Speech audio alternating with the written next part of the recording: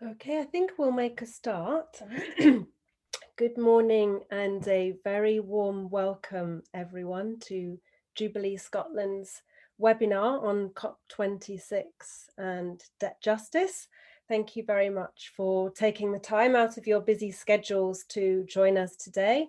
My name is Gail Hurley, and I am a member of the board of Jubilee Scotland, and I'm delighted to be moderating today's discussion with a wonderful lineup of speakers, each bringing their own unique perspectives and experiences of both climate and debt justice.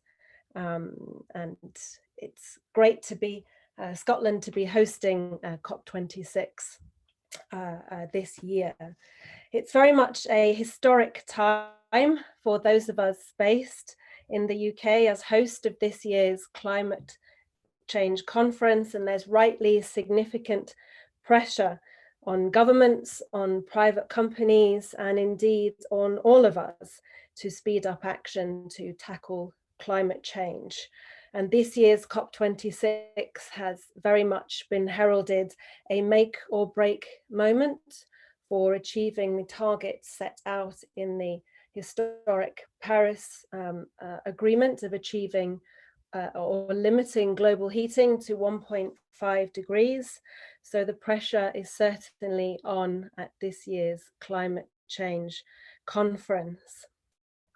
So we're delighted, before perhaps I introduce our panelists and the discussion today, a few housekeeping points. Once hearing from our wonderful speakers today, we'll open up the discussion to all of you, and we'd love to hear your questions and your perspectives on some of the issues raised today around both climate justice and debt justice. So please do get involved. To ask a question, either type it into the chat box or raise your hand in the Q&A function at the bottom of your screen.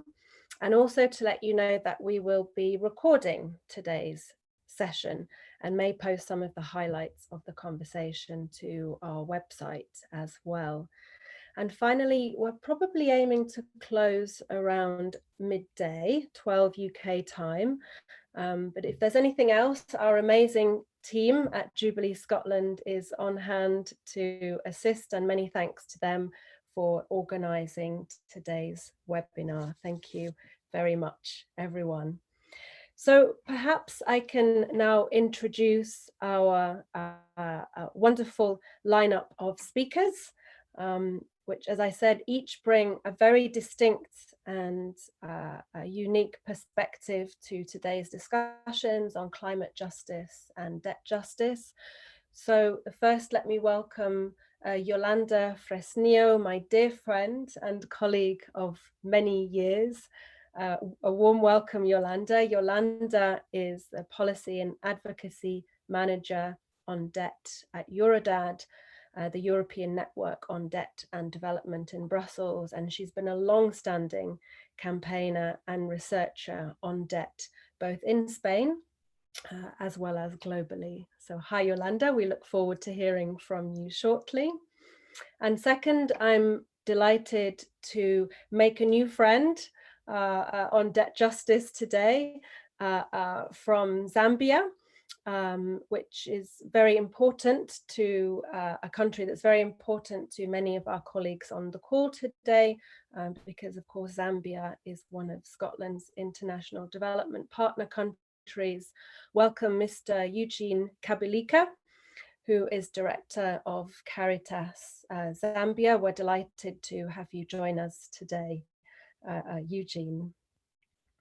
And then finally, I'm pleased to welcome Miss Marilyn Croser, who is Jubilee Scotland's campaign coordinator on COP26, and will also say a few words about what Jubilee Scotland has been doing around the historic COP26 Climate Change Summit. Welcome, Marilyn. We also look forward to hearing from you shortly, and thank you for your work in putting together the webinar today. Thank you. Sorry, Gail, just before we get going, Eugene, is it possible for you to turn your camera on? Because I think at the moment people can't see you, they can just see Yolanda, Gail and myself.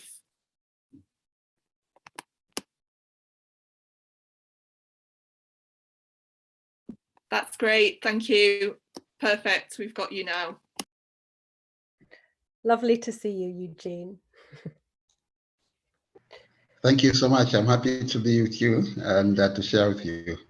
Thank you. Thank you. Okay, so let me sort of set the scene for today's conversation on climate justice and debt justice. We all know it's been an extraordinary 18 months, and we continue to live in extraordinary times, due in large part to the COVID-19 pandemic, which continues to rage around all of us. We know that COVID-19 has increased countries' borrowing needs over the last year and a half. We've seen countries around the world, their revenues decline sharply, while their public spending needs have also risen exponentially. And this comes on top of debt levels which pre-pandemic had already reached alarming levels. And the IMF recently warned that over half of low-income countries, including Zambia, our guest today, are at high risk or are already in a situation of debt distress. But I think what is also increasingly clear is how far the climate emergency is increasing the costs of development and is therefore increasing countries' borrowing needs even further, further exacerbating indebtedness, especially in the global south.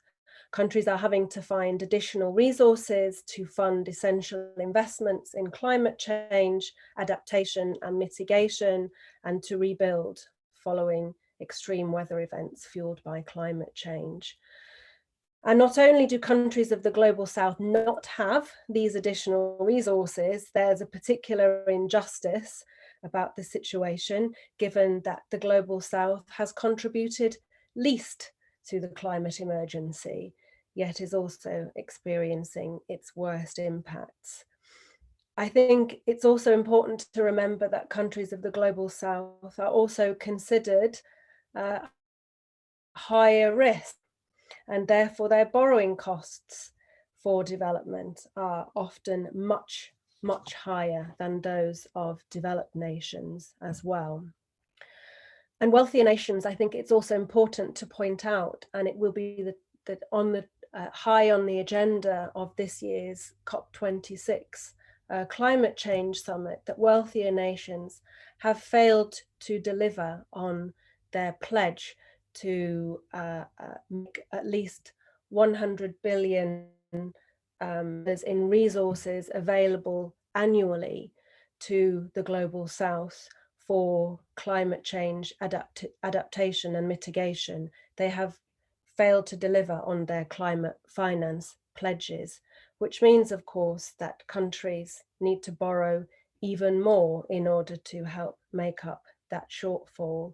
And I think it's also important to bear in mind that where climate finance has been delivered, a significant share of that has been in the forms and not grants, further exacerbating debt vulnerabilities in many countries. And I think that many debt campaigners are keen to emphasize that the global south requires much more than simple increases in climate finance from the rich world. It's about much more than that, and about much more than debt relief. Many are calling for recognition of the enormous climate debt that the North owes the South due to their disproportionate contribution to climate change over many years.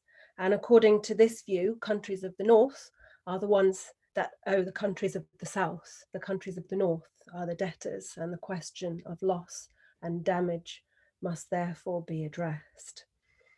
So that's the background against which we enter this year's COP26 Climate Change Summit. So I think it's important now to perhaps turn over to our panelists and ask them what they want to see at this year's Climate Change Summit. What would a successful outcome look like for them, both on climate justice and on debt justice? And what are some of the solutions currently being touted by the international community? And are they enough? What more needs to be done? And also, what can Scottish decision makers also do to move forward this agenda? And also, how can people interested in climate justice and debt justice be involved? So against that backdrop, perhaps let me turn over to our first speaker, Yolanda. Your organization, the European Network on Debt and Development, is a very well recognized and respected advocacy organization in the field of global debt justice. I understand you've recently produced a new report on debt.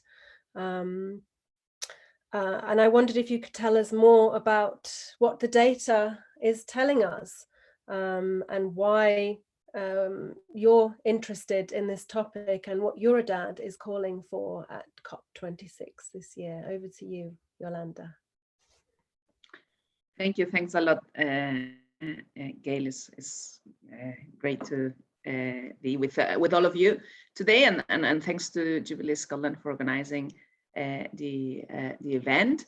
I'm going to share my screen to show you some slides. I'll try not to be this too cumbersome. Sometimes this slide sharing becomes a little bit. I reckon that you see them now. And I think that the first, and that would be a lot on EURODADs and I think the global debt movement position in relation to these linkages between debt and climate and the environment is to start with what Gail was mentioning, this recognition that there is debt, maybe not a financial one, but a historical and ecological debt that the global north owes to the south because of historical dynamics that come from the colonial times, but that also has been enhanced in present times due to the ecologically unequal exchange, due to damage from, for instance, toxic exports, but also from this disproportionate use of carbon sinks and reservoirs, which leads up to the existence of this climate debt, reflecting this historical debt that the most polluting countries have because of the disproportionate contribution to the climate change. From that point of view, climate finance, those 100 billion should be part of the reparations. It's not just a commitment from the global north, but also a sort of an obligation, a moral obligation, a reparation for that climate debt.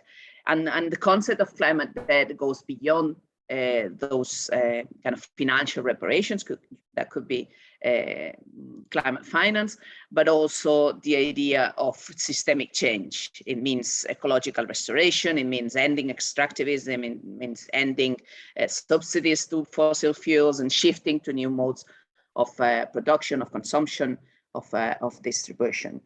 That being said, we can go into the details of the interlinkages between debt and climate. And when we were starting to work on this issue last year, or well, 2019, it seems like 2020 sometimes disappears in our calendars.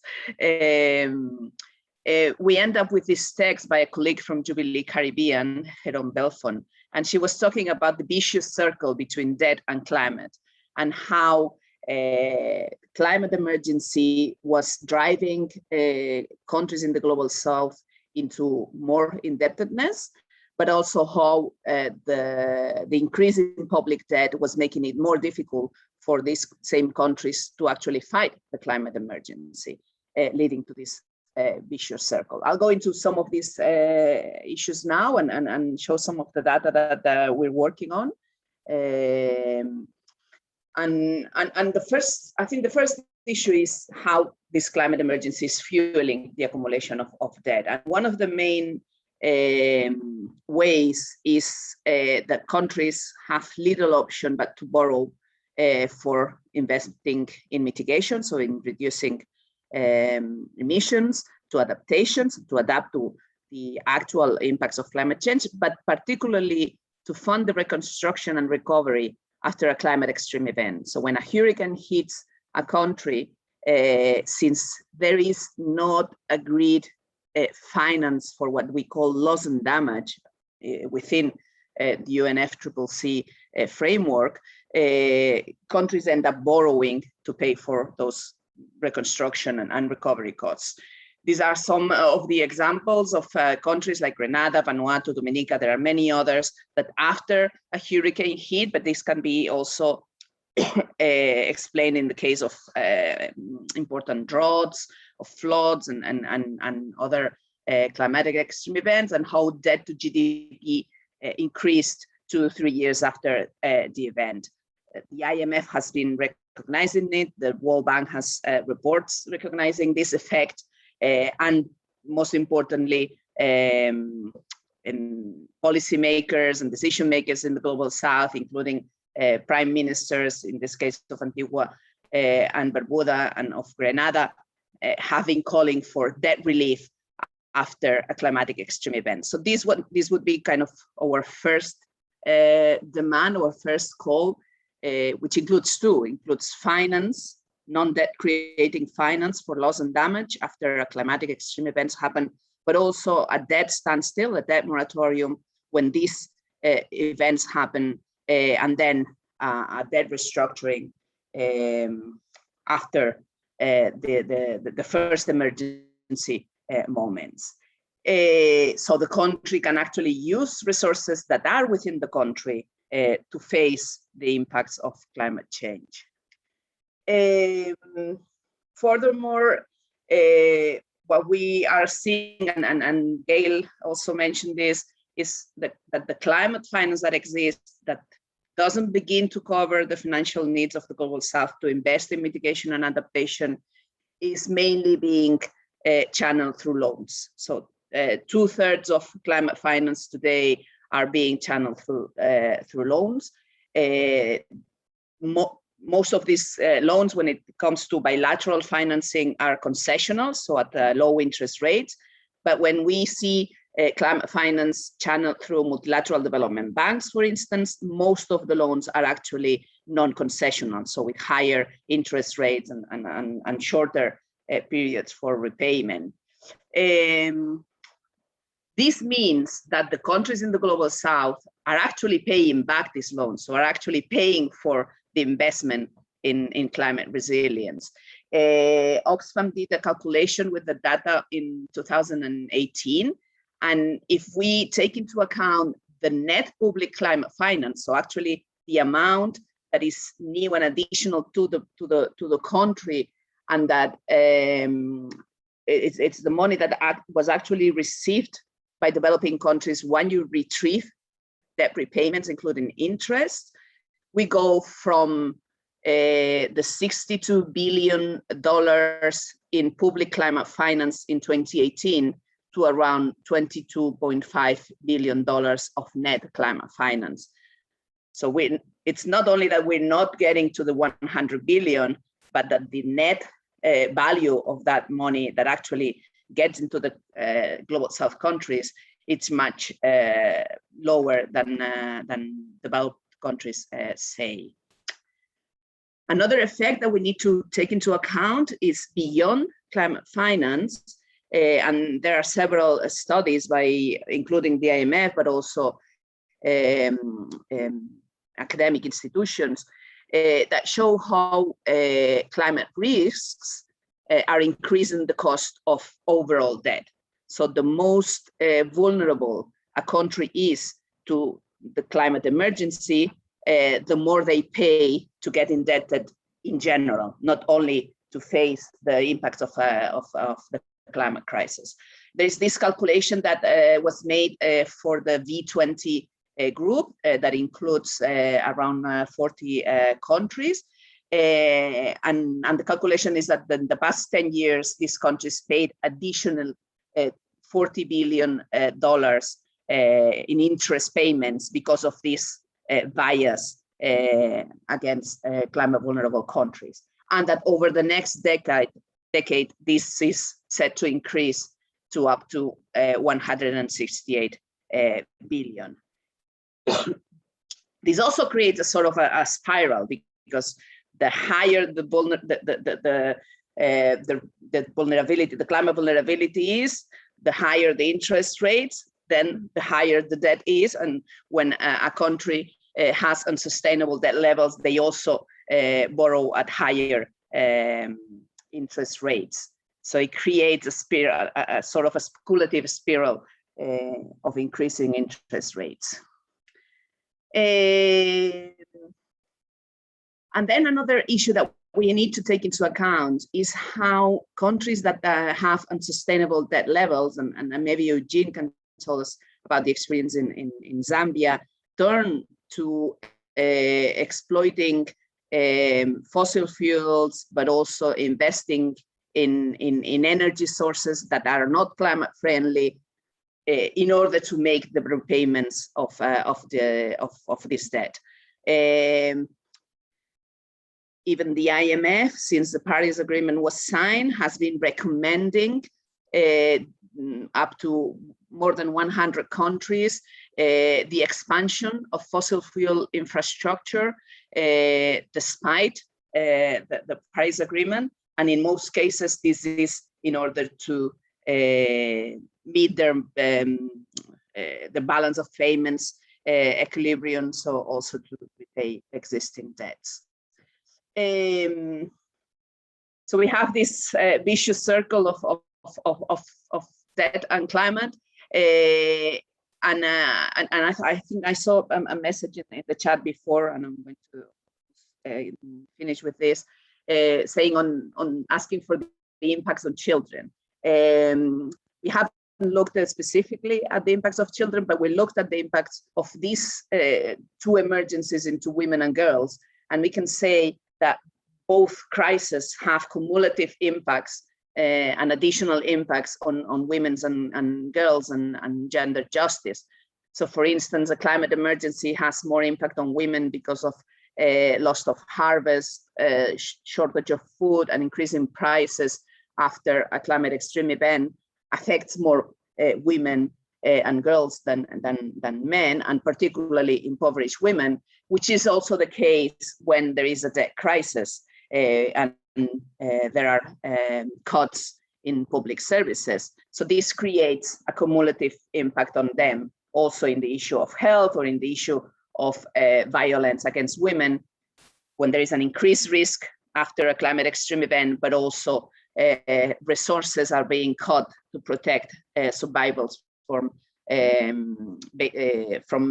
gender-based violence when there is a debt crisis. There are several spaces where these cumulative impacts are produced, and I think we need to keep an eye on this. And I'll end with what are we asking the COP for, which is also to look at the need for debt restructuring and debt cancellation to make fighting against the climate emergency possible. And it's not only civil society that are asking for debt cancellation or debt restructuring, but also prime ministers like Sheikh Hasina from Bangladesh or Mia Mottley from Barbados, who are putting out there a proposal for debt restructuring for climate vulnerable countries. So I think this is something that we need to keep an eye on during this COP, whether that makes it into the official discussions. And the other big issue is the commitments on climate finance should not only be on how much, but also on how this is delivered. So we would like to see more commitments on grants and non-debt creating climate finance than what we have today. And I'll end it there. Thank you. Super. Thank you so much, Yolanda. That was fascinating. And I think, thank you in particular for sharing some really powerful data on the debt problem. I found the data on debt levels before a climatic extreme weather event and then post-extreme weather event, very powerful, and the extent that they can lead to very rapid increases in debt over a very short time, very, very striking, because of course we know that while aid does come following an emergency, it's typically never enough to compensate for the scale of the relief and recovery efforts that need to take place. And I think, what you also spoke about in terms of, how climate vulnerabilities are already increasing borrowing costs, we can expect that trend to only continue and actually become much worse, meaning that the poorest and most climate vulnerable countries will continue to keep paying more to borrow, leading to an even more of a vicious circle. And then on the gender differentiated impacts of climate and debt crises on women's rights and gender justice, that's not something I had thought about too much. I don't know about others, but I think that's also a really, really important and interesting point. So thanks for bringing that into the conversation. I think, you ended by talking about, heads of state. Some heads of state are taking a bolder stand at COP26 in terms of their calls for deeper debt cancellation and more action on climate finance. So it would be interesting perhaps in the discussion, to what extent are those calls being heeded, and which other countries from the global south are playing a more active role, perhaps including Zambia, which we can perhaps go on to in a moment, but also from northern countries as well. Are global forums like the G20 or others doing enough on debt? But perhaps let's park that for the conversation afterwards. And Eugene, perhaps I can now move on to you, because Zambia is a really interesting case at the moment. Zambia is one of Scotland's international development partner countries. Zambia is also very dear to my own heart. I spent some time there a couple of years ago while I was working for the UN. Zambia is in a very critical debt situation at the moment. Its debt to GDP ratio is over 128%. It's also been classified by the IMF as at high risk of debt distress. So I wonder, Eugene, if you could perhaps speak to us a little bit more about the realities of indebtedness at the national level and what it means concretely for the government's capacities to invest in development, essential services, and tackling the climate emergency. And what would perhaps your calls on world leaders be at COP26 on climate justice and debt justice? What does climate justice and debt justice look like for Zambia? So perhaps over to you, Eugene, and we look forward to hearing from you.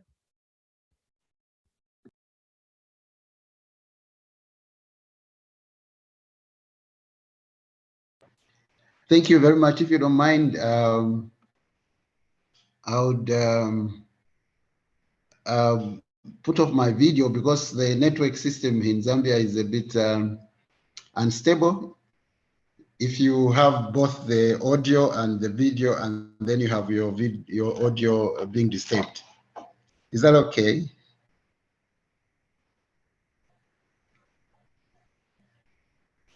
That's fine, yeah. Okay, that's fine. I don't know whether you can see my sharing. We can, yeah. Mm.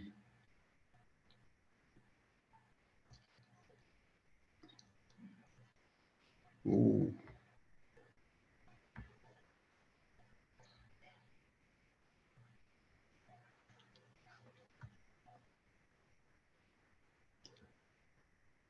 So yeah, on my device, let me see. Okay, so my sharing is really been much on the debt situation in Zambia, and I also interspace with some of our sharing with the climate itself. And by way of introduction, when we do awareness in the communities in Zambia, and we're talking about the climate and the climate change, we like to use this picture. This picture is showing us two scenarios. And we always ask our participants and say, where would you want to go? And when all of them always say we want to go where it is green, where the animals, where the elephants, and everything seems to be thriving. No one says we want to go to the drier desert. But when we ask them the next question, where are we now? They begin to worry because they realize that actually they are moving towards the desert. Can you, sorry, Eugene, to interrupt you. Can you move the presentation on, because we're still on your front slide at the minute?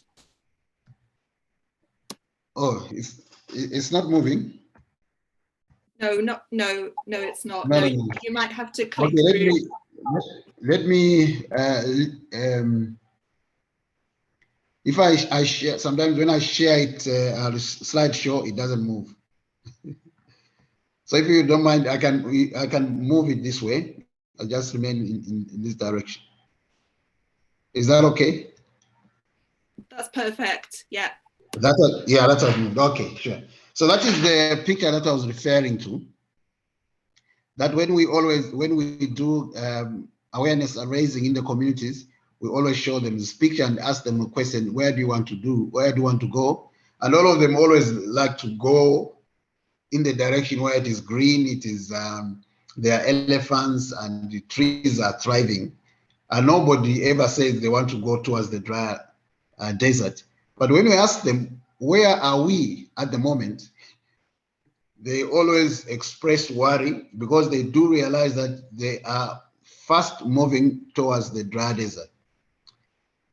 And in Zambia, that's caused by pressure from all angles, and some of the pressures my previous speaker alluded to in terms of the pressure from climate change and its effect. So people turn on the environment and they realize that they are cutting so much trees in order to survive and to make sure that they have something to eat. So that is driving the loss of trees literally towards the desert. If you look some of the areas in Zambia, they are literally becoming undressed from the cutting of trees, and that is causing a great problem. So if I may come to the debt, which is one of the things that is impacting on the government's ability to respond to a climate emergency. Just to mention that previously in the past government, it was very difficult to get numbers. But recently, the Minister of Finance released some figures that are sort of, we never heard of them before, because we're used to be talking about debt around 14, 15 US dollars in terms of the external debt. And the other debt was not really known. So they did a kind of a summary as of the June 2021, letting us know that public debt was equivalent to 26.44 billion. That excluding arrears. When we add the arrears, it goes to 26.996 billion. And that is staggering. And that's what the comparison that was made by our facilitator, that it is way beyond our GDP, which is really adding a lot of pressure. However, in that revelation, the Minister of Finance warned us that these figures were still subject to confirmation and reconciliation by the creditors. So when that is confirmed by the creditors and when that is reconciled, perhaps the current government is going to give us the actual figures, and then we can be able to relate how this is impacting currently on the economy. So let me move on to share a bit of some impact, and I hope I can do that as quickly as possible. The first impact is increased debt servicing. And because of increased debt servicing, I'm sure you're aware that since we were put on distress by the IMF, last year we could not service one of the bonds that was due in October, and we could not get any agreement for any extension to do that. So we are sort of in trouble. And at the same time, we are moving towards the election. So many things were literally happening at that time. So because of that, the government has been allocating less and less funds to education, to health, the question of sanitation. And later on now to responding to the effects of climate change, what we were able to gather at the moment, funds, most of them provided by multinational bilateral support and other private individuals to target a few areas who are prone to climate effect, that is the Kafue Basin, the Zambezi Basin, and a bit of the northern side of the country, where sometimes we get extreme floods. In the southern, sometimes is drought that affects the country. So a combination of those two things. So there is money that is targeted on those regions. But I'll explain to you that sometimes within our country, knowing whether the money that is given for climate change adaptation or resilience or whatever activity that the government want to do is not publicly known, whether it is a debt or it is just a grant. So there is some kind of secrecy around there where we don't know exactly why. So that is the external debt. Then we have dwindling international reserves. In the past, as a result of the high debt levels and poor economic management of the past governments, Zambia's external reserves had increasingly been used to service debt and to try and stabilize the value of the kwacha. As you know, towards the elections, it was declining very, very quickly. And that was adding pressure to the standard of life for the people, as well as the increasing hunger. And people had to turn to the environment in order to survive. And when people turn to the environment, especially those that live in rural areas, it means getting onto the trees and cutting them down. So to add the further impact onto that is the shock from COVID-19.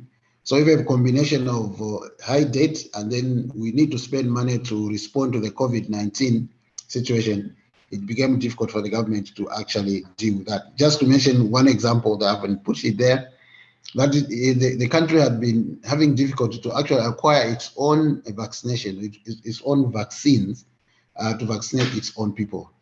So it has been depending really from good friends, cooperating partners that have donated some doses for the population. So if we had we did not have this high date, at least the government would have been to purchase on their own some of the vaccines and increase their accessibility. At the moment, the accessibility for people to be vaccinated is still very low. I don't think we have even reached 6% of the entire population that needs to be vaccinated under COVID-19. The next impact is the access to education. High debt servicing results in the country failing to employ new teachers and health workers. Yesterday in the afternoon, I went to one of the schools. The school has 8 classes, but there are only 2 teachers there. So I was asking the head person for that school, how is he going to manage to teach 8 classes and there are only 2? So that was a big challenge. So they have to do the impossible really to teach. So it means that because of high levels of the debt, the government cannot manage to employ more teachers, and yet there are teachers that are ready to be employed. The question of water and sanitation, which was also mentioned earlier, especially in rural areas, that is still a problem for children that go to those schools to access clean water. Sometimes they are forced to get clean water from shallow wells and from rivers, the water that is sometimes also used by their domestic animals. So that is quite problematic. In the question of high cost of living, we have two major factors that contribute to the increase in inequality. The question of wages and income for those that do not work in agriculture, that are self-employed, and also the low levels of people that are actually not working, and vis-a-vis those that should be absorbed by the agricultural sector. And because the agricultural sector in Zambia depends more on the rain, and there's this erratic rainfall, that sector hasn't grown. So we can't absorb as much as we can. So there's this disparity. If you live in rural areas depending on agriculture versus those that may have employment. So that is causing a bit of distortion and a problem in the cost of living in Zambia. Just to give an example, one of our Catholic institution that does what we call the nutrition basket, the food and nutrition basket, in the last estimate was that this is Zambian kwacha, which should be about maybe $2 or so, 8,394 for a family to survive. But most of the families, they get less than that. Even civil servants literally get less than that. So the question usually is, how do they survive? How do they make it from one month into another? This becomes very problematic because the government cannot have enough funds to actually raise the salaries of civil servants as a result of high debt level. In terms of climate change and debt, I have put debt stroke funds because, like I said before, sometimes it is difficult to know whether the amount of money that is being publicized by government is a debt or there are funds that are given by grant. So since 2010, information on climate change funds had been quite problematic from government to get. I say so that we did a tracking of the finances sometime in 2015. And when we were trying to get information from 2010, it was quite problematic from government ministries. But what we have had to get anyway, I gave two examples there. In 2014, 2019, there was 36 million from the World Bank and the African Development Bank. This was used, was supposed to have been used for adaptation under the new program by the government, which is referred to as PPCR. That is a pilot project, a pilot program for climate resilience, phase 2.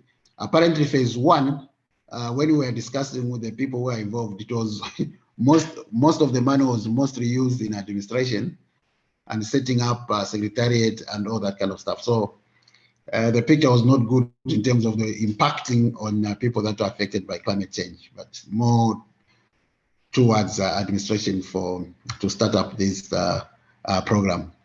In 2010, 2011, the Finnish government with African Development Bank provided $1.8 million. Again, this could have been a loan, could have been a grant. On the Zambian government side, they say that it was finances that were available to construct a dam in Southern Province. I take keen interest on this one and maybe say more because we followed these funds and followed this dam.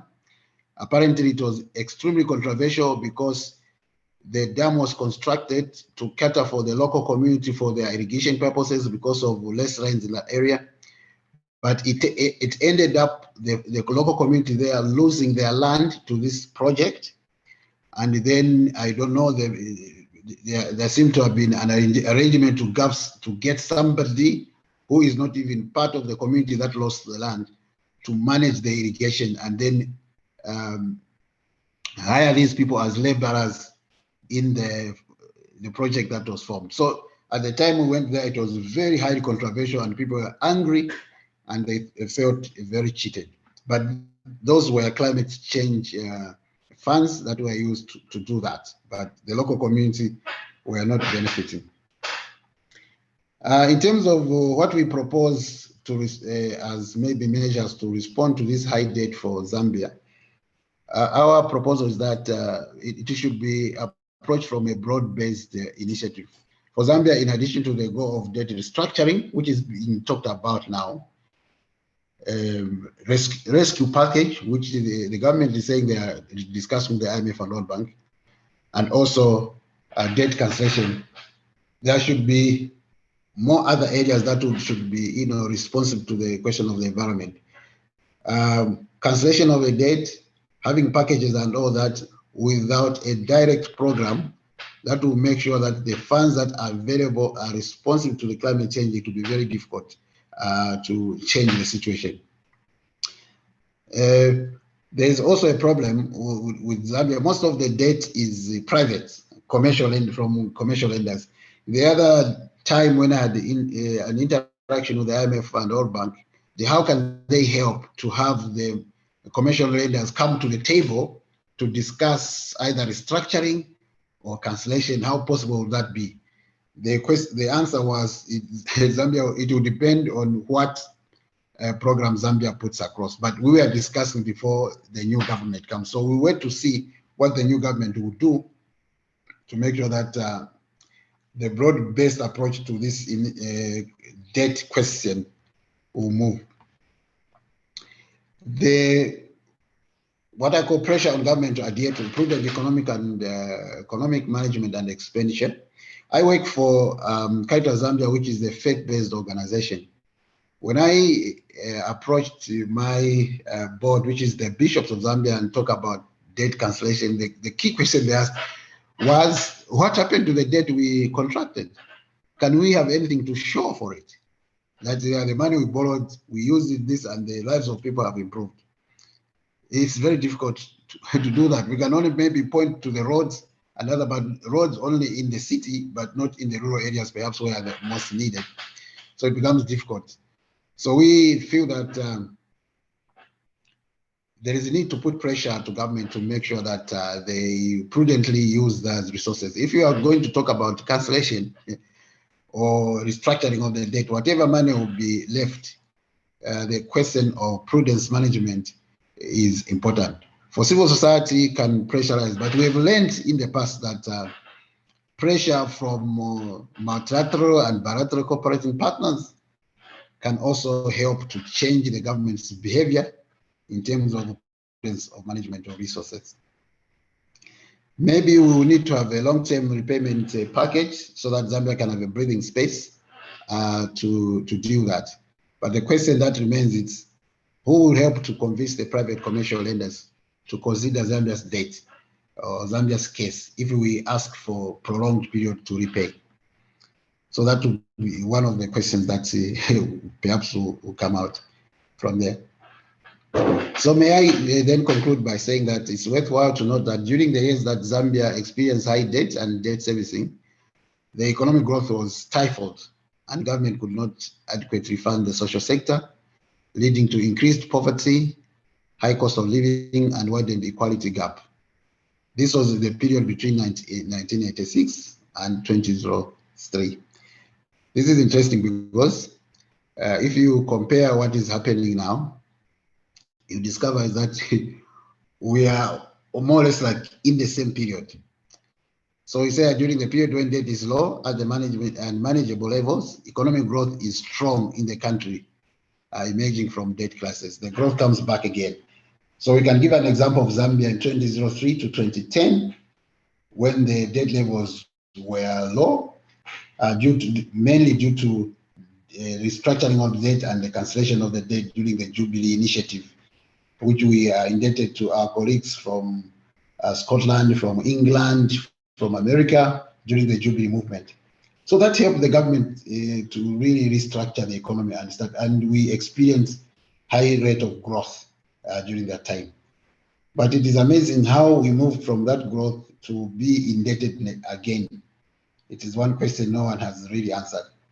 So in the current situation, government's expenditure patterns and the poor economic management in the past and wastage and all the issues of corruption and so on push this debt situation to the crisis level that was mentioned earlier. So when you compare this, like I said, the 1980s, moving to the 1980s, and now it's like the 1980s and 1990s, when we had debt crisis, are back. So there's this correlation. Perhaps we need to break the cycle of indebtedness resulting from stagnant growth. So a combination of responses is necessary if we have to have a fair, manageable, and response necessary to the environment to move Zambia out of this debt crisis. That is now making the country fail to adequately respond to the COVID-19 situation, and indeed to impact of the climate change. So I thought that I would share that little and then end there for maybe more discussions. Thank you so much, moderator. Thank you so much, Eugene, for a really insightful, if not deeply troubling picture of what is currently happening in your home country of Zambia. I found the information and the data you shared on how debt service is consuming more resources than education, health, water and sanitation combined, deeply disturbing, actually, and a situation that, you know, cannot and should not continue. I think you made some very important points as well about sort of the overall lack of transparency in debt accumulation. You know, people rightly asking, what is this money being spent on? And the need for more transparency.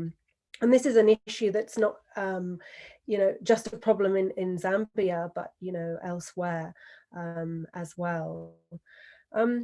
You talked, Eugene, in terms of your asks of the COP26 and what is needed, what needs to happen now. I mean, you talked about the need for a broader debt cancellation package as required for Zambia, for it to be able to tackle the climate emergency and invest in development. And indeed, you mentioned how previous and, you know, fairly recent actually experiences with debt cancellation had allowed for important increases in growth. They'd supported decreases in poverty reduction as well. But precisely how do you support countries like Zambia to exit from that cycle of debt cancellation and reaccumulation of debt? And I think, you know, another issue which is still fundamentally unresolved is how do you concretely persuade those private commercial lenders to come on board when debt cancellation is needed, in the absence of any kind of international insolvency framework which is legally binding on all creditors. And of course, Zambia and many other countries of the Global South have much more mixed creditor profiles than they did during earlier rounds of debt cancellation. So now countries have gone to international capital markets. Many low-income countries have done this for the first time over the last decade and a half. We've seen China and the Gulf Cooperation Council countries become much more prominent creditors as well. Multilateral debt for many countries has increased in size as well, and they are normally considered preferred creditors and therefore exempt. So the creditor profile actually complicates debt cancellation in ways that make it much more challenging as well. So I'd be interested in your views on how some of those challenges might be tackled as well. So perhaps we can also park that one for the conversation afterwards. And let me now turn to Marilyn, who's our campaign coordinator at Jubilee Scotland on COP26, and perhaps can tell us a little bit more about what Jubilee Scotland has been doing in the run-up to the climate change conference, and in particular what the organisation's asks are of decision makers and other stakeholders in Scotland. Over to you, Marilyn. Great, thank you, Gail, and thank you again to Yolanda and Eugene for being with us this morning and for sharing their research and their insights. It's incredibly valuable, so thank you. So I've been working with Jubilee Scotland since June on this campaign. As people will know, Jubilee Scotland was a part of the huge global debt justice movement that reached its peak really in 2000. And many of you on the call will remember the Make Poverty History campaign. One of the 3 key asks of that was drop the debt. And that led to the debt cancellation initiative that Eugene mentioned. And we're still going strong, and debt, as we've heard this morning, is still very much around.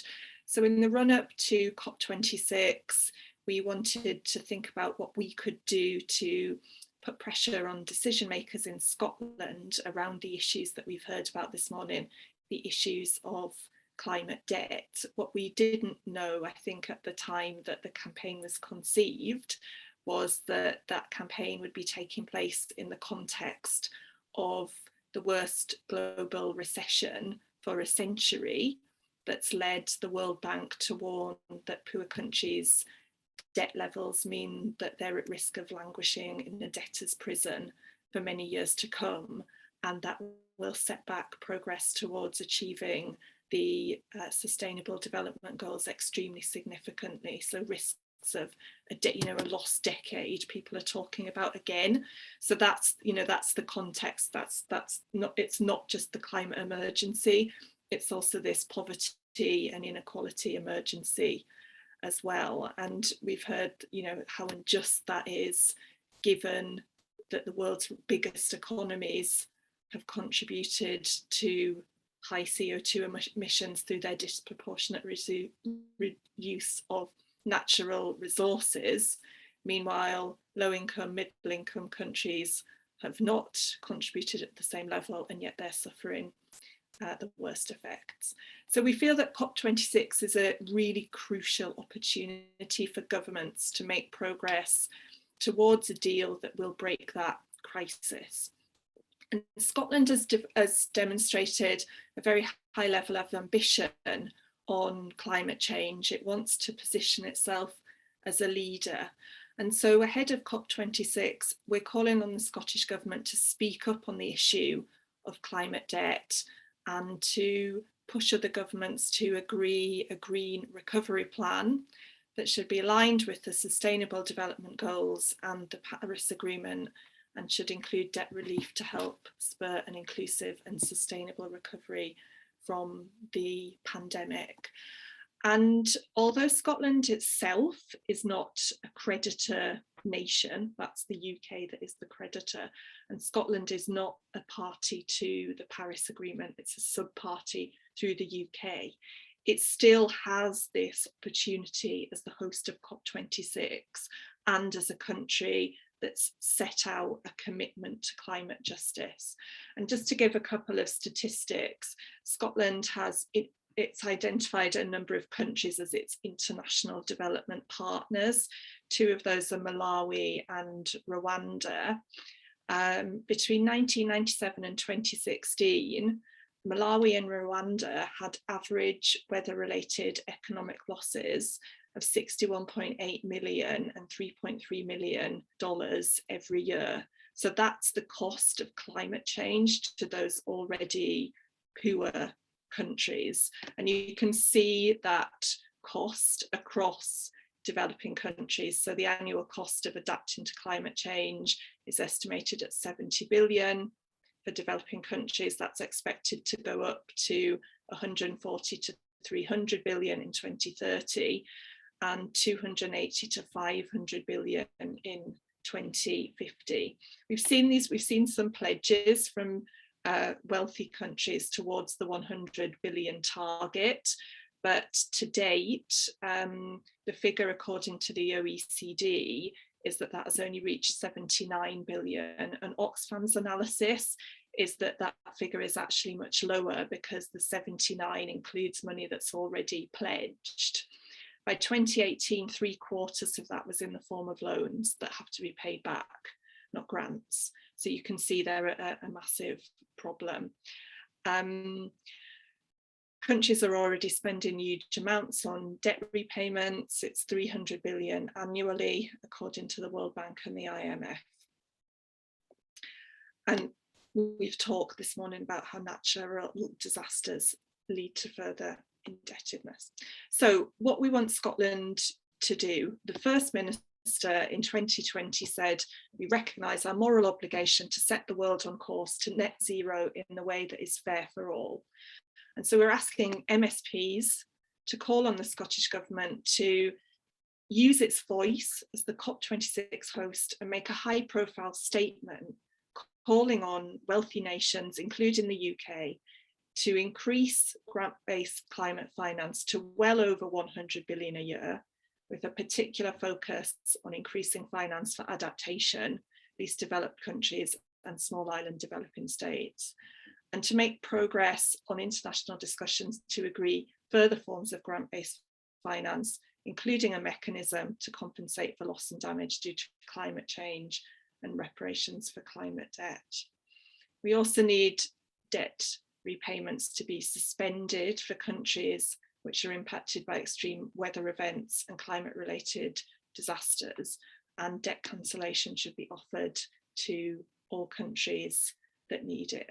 Scotland has already increased its own climate justice fund. This is very welcome, and we'd call on the Scottish Government and call on Scottish parliamentarians to engage with the government in a dialogue on how that climate justice fund can be further increased. And the final point is, we've had invaluable insights this morning from Eugene.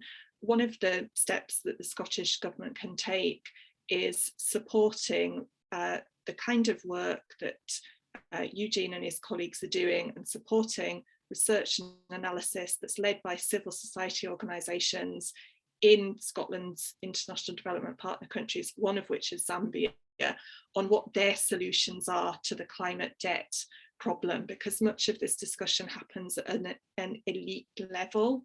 And really, you know, we need to hear the voices of people who are directly affected to say, well, this is what we want. This is the kind of future we want to see for ourselves, for our children, for our countries. And as part of that, these are some of the measures that we'd like to see taken to address this issue. So I'll close there and hand back over to Gail. Thank you so much, Marilyn, for outlining Jubilee Scotland's asks of decision makers from Scotland at COP26.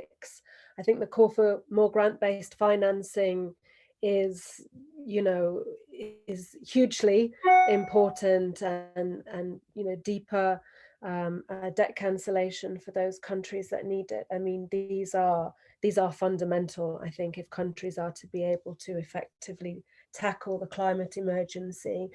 And I think, you know, what gets too little attention as well, but is also vitally important, is the need to support civil society organisations in the South. You know, a lot of research has been done which shows just how little aid financing actually reaches advocacy organisations from the South and in the South. So anything more we can do to raise awareness of that, I think, is hugely important. So we've gone a few minutes over time, but I know we have a few questions come in, so I'd love if we can use the remainder of the time to perhaps go through some of those that have come in on the chat. I'm also keen if people would like to intervene, to raise their hand through the Q&A function at the bottom of your screen. Please do raise your hand, and we'd love to hear your question or your comment on the discussion, and please do introduce yourself beforehand. So until I see anyone use the Q&A, let me perhaps go to a few of the questions that we've received through the chat function. So, I mean, a couple of them are in relation to Zambia, Eugene. So I can perhaps hand over to you in terms of what the Zambian government can do itself to regenerate growth and reduce corruption. And also, do you know who from Zambia will be coming to the COP26?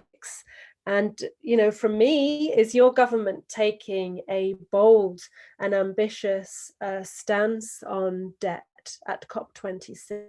What is your government saying on debt at these meetings? That would be interesting to hear more about.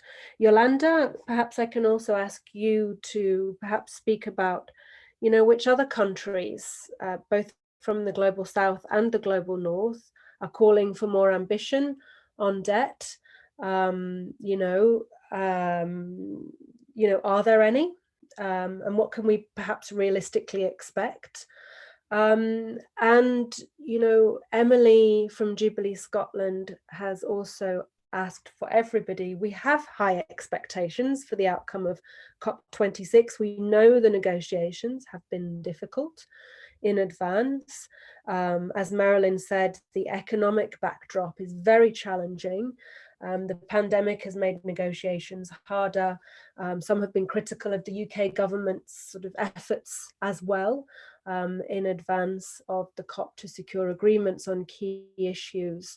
But, you know, what can we expect miracles at COP26, and how can we hold governments accountable for what they do commit to eventually at COP26? We hear that commitments on climate finance, for example, have not been met.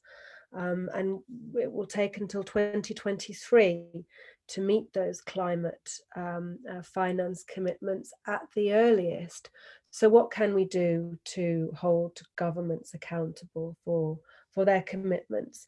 So perhaps I can hand over to you, Eugene, to perhaps reflect on some of those questions first. Thank you. Thank you very much, Gail. The current government is, we think that is making very good pronouncement with regards to the climate change, and also with regards to corruption, and also trying to promote economic growth. They have a policy of zero tolerance on corruption, meaning that any member of their government that may be suspected of being corrupt, they will be able to take action. And so far, we have seen that they are slowly moving in, try and recover some of the money that have been either stolen by the operatives of the last government. I think the last announcement by the agency that is investigating these issues was that they have taken possession of some 67 million kwacha and something like $57,000, and a house that was either built through money that is suspected to have been stolen. These have been taken possession of by government and have become public property. So they are moving in that direction. From the civil society side, we are also giving them support, making sure that they do not have any lapses in fighting against corruption. Most of the key civil society organizations that work in this area, such as Transparency International, ourselves, Action Aid, and CTPD and others, we are putting this on the tab. Secondly, we have also formed an alliance for civil society organization we call it the Debt Alliance, Civil Society Debt Alliance. And we share some of the experiences on the debt, and we also have some of the suggestions that we want the government to do to restructure the debt, and some of the demands and the asks that the government should have as they go to COP26. So we are also putting our own pressure. Is there any government official that is coming? Yes, so far I directly know that one of the directors in the new ministry called the Green Economy and Environment has already left. We were supposed to have a meeting with the Minister of Green Economy this week, but because of the COP that is coming up, then he's traveling there. There was a rumor that the president was invited. I'm not sure whether that is true or not, but there is a possibility that the new president might be in Glasgow. And if that is the case, then that will be good. Caritas own officer, the program officer and livelihood and climate change, thanks to the collaboration with the SCIEF there in Scotland, will also be traveling, has been accredited by the government of Zambia. She will be traveling on Sunday and be part and parcel of the activities. I hope that Marilyn and you people in Scotland there will be able to meet her, and then she can be able to talk to you about Zambia. And indeed, it would be nice for her to have some audience with some MPs in Scotland and other government officials there to be able to express views on Zambia and what Caritas Zambia is doing in order to move communities to be resilient and able to cope with the climate change issues. Some of the funding, of course, supported by the Scottish government, and we are having very fantastic results from among the communities there, which is quite good. I saw a question like, is there a discourse between the global south and the global north in terms of the 100 billion that has been, that was not honored, so to say. If I can talk for Zambia, I don't know whether it is this shyness of having a large debt that has become difficult to engage and have that. But I know that at the level, the technical level, there has been some engagement on those funds through various programs like the PPCR that I talked about. But publicly, there had not been very loud public discourse on that. It's like many people do not know that there's that amount that was promised in the last COP. So that's what I think say so far. I hope I haven't missed any question. Oh, thank you so much, Eugene, and great to hear that there will be a Zambian presence in Scotland, and hopefully many of us can engage with your delegates while they're here. Yolanda, perhaps we can hear from you. Thank you. Yes, I also read in the chat that someone was noting that there were high expectations on debt in Glasgow. I think that will be the case if you turn to the civil society spaces, and if you listen to some Global South representatives, heads of states and ministers and delegations, but definitely not within the actual negotiations. So I think this is the COP where debt starts being an issue to be talked about, but not in the official agenda. Countries like the US, like the UK, or the countries in the European Union are not very keen on having discussions on debt restructuring or debt cancellation outside the usual spaces. That would be the IMF or the G20 now, before it was the G7. And anytime we ask for discussions on debt architecture reform or on concrete debt cancellations, for instance, in UN spaces, the answer is the same. These are things that are being discussed somewhere else. So this is one of the challenges that we have. These spaces like the COP, countries like, and Gail, you were answering of from which countries we can expect proposals or speeches that actually acknowledge this problem of the interlinkages between debt and climate, and proposals on debt restructuring or debt cancellation. So if we follow countries like Barbados with Mia Mottley, the Prime Minister, from Bangladesh, that is actually the chair or the presidency of the Climate Vulnerable Forum, I think. Maldives has also been very outspoken, but also countries within the G20 like Argentina, other countries like Pakistan have been outspoken about these issues. So we might hear something in their discourses, in their speeches. There might even be some kind of informal discussions among these countries. I don't expect countries from the global north, and particularly from Europe, including the UK. I still consider UK part of Europe, of course, actually engaging in that because of what I said. But that is our goal. That is our challenge as well. It's to make this possible in future COPs, to bring decision making on debt to really multilateral spaces, which the G20 is not, because many of these countries are not even represented there, and which the IMF is not fully democratically organized in terms of governance. So this is one of the issues. We will hear, I think we will hear about that, but there's not going to be a decision making. And just as an example, yesterday, the UK presidency, together with Germany and Canada, published the expectations on climate finance, and they actually announced that the 100 billion goal will be met according to their own projections in 2023 and not 2020, as it was promised. And in that document, debt is only mentioned once, acknowledging the impact of climate vulnerabilities into debt costs, so in interest rates, but not giving any action point, or not proposing any action point on how to address this problem. And lending is only also mentioned once, just acknowledging that 70% of climate finance is indeed in the form of loans, but not addressing this as a problem. So the challenge is big.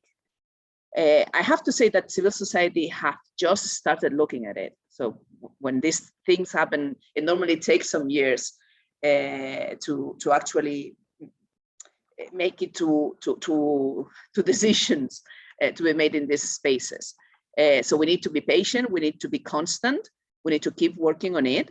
I don't think people should be discouraged by not reaching concrete outcomes from this COP on debt issues. I think it's important, very important, that countries that are in debt distress, like Zambia, attend and participate in the COP. So this is actually part of the discussion, so we can see decision making in the following years. Hopefully in the following year, singular, but if not, in the upcoming years. And one more thing, it's on the issue of transparency. I think this is something that we can actually get results in the short term as well. The Zambian government did a very interesting gesture last week by publishing the details of to whom they owe external debt, and that is very important. The OECD is making steps. We're asking for much more than what the OECD is willing to make in terms of debt transparency. We're actually asking for a public registry on debt.